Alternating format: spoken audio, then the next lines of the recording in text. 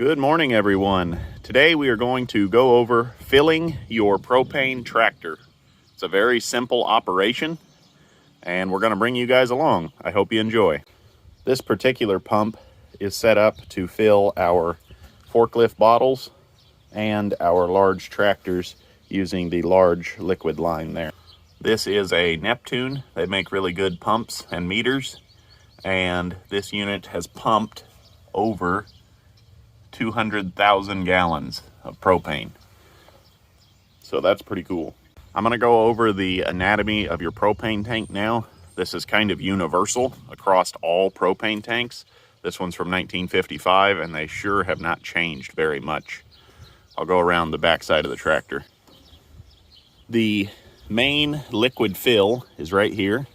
This is your vapor release right here. And I will go over this stuff more as we go. And this is your liquid spitter valve. When you open this up, it'll say stop filling when liquid appears. There will be white liquid propane shooting out of this once the tank is at 80% full. You're not supposed to fill them more than 80%. However, if you're going to be out plowing in the next 15 minutes, I have filled them higher than that with no issues.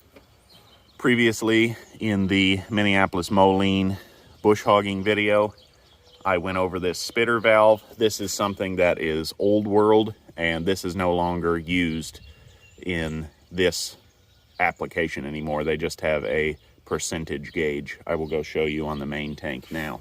Here we are looking under the hood of a 1,000-gallon propane tank, and this unit is a little unique because it's set up with a satellite read, so that our contractor knows exactly when we are getting low. And it looks like we are on 10% already on this tank. This only runs the office and the wood shop. That's all this unit runs, this 1,000-gallon tank. So we'll go ahead and close that up. Like I said, the old school butterfly spitter or percentage spitter valve is no longer used, but in 1955 it was brand new modern technology. I'm sure that this is elementary for guys with propane tractors, but this is called your bleeder valve right here. You can see it has a little dimple that corresponds with the plunger right inside the vapor bleeder port right here.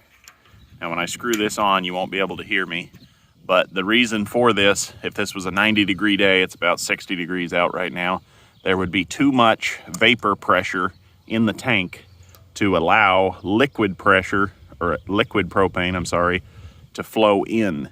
Everything, as I understand it, with propane works off of a positive pressure principle. What I mean by that is you have more pressure in your larger tank, it's going to go into your smaller tank. I'm going to go ahead and open this now, even though I don't believe this will be necessary on this cool day.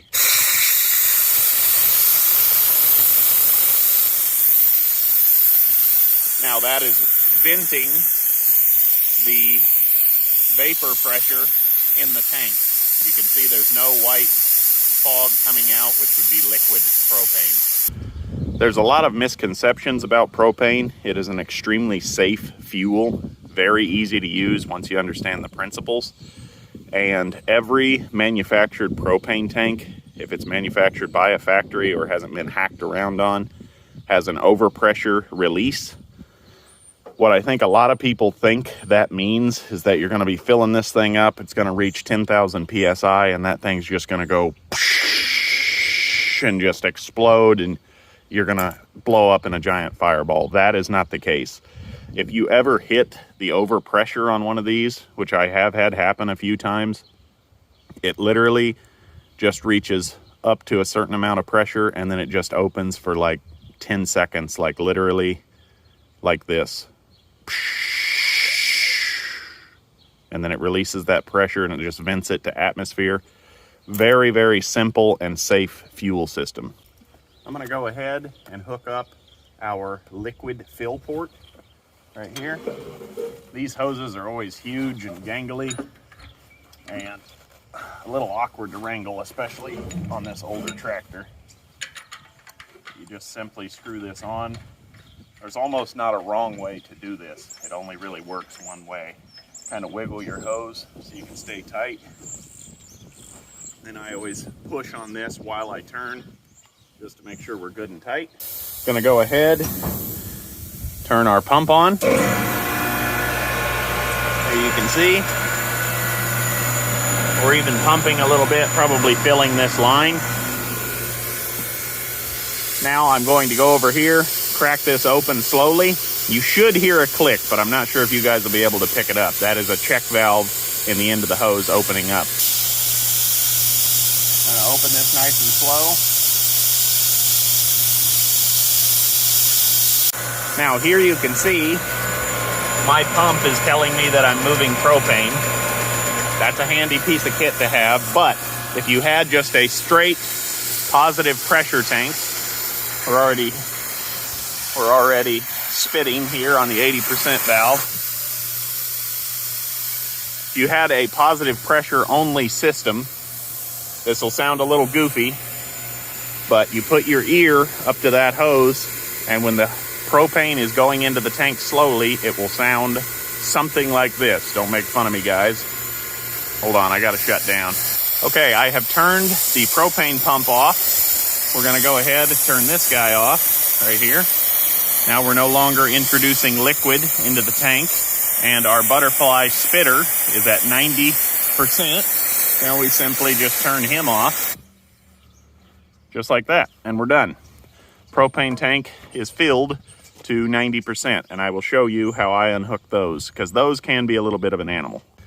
What I was saying before I was rudely interrupted by the spitter valve was that if you put your ear on this black liquid line, you will hear a oddball sound. I'm going to try to imitate it. Don't make fun of me, guys. It sounds something like this. It sounds like bolololump, bolololump, bolololump.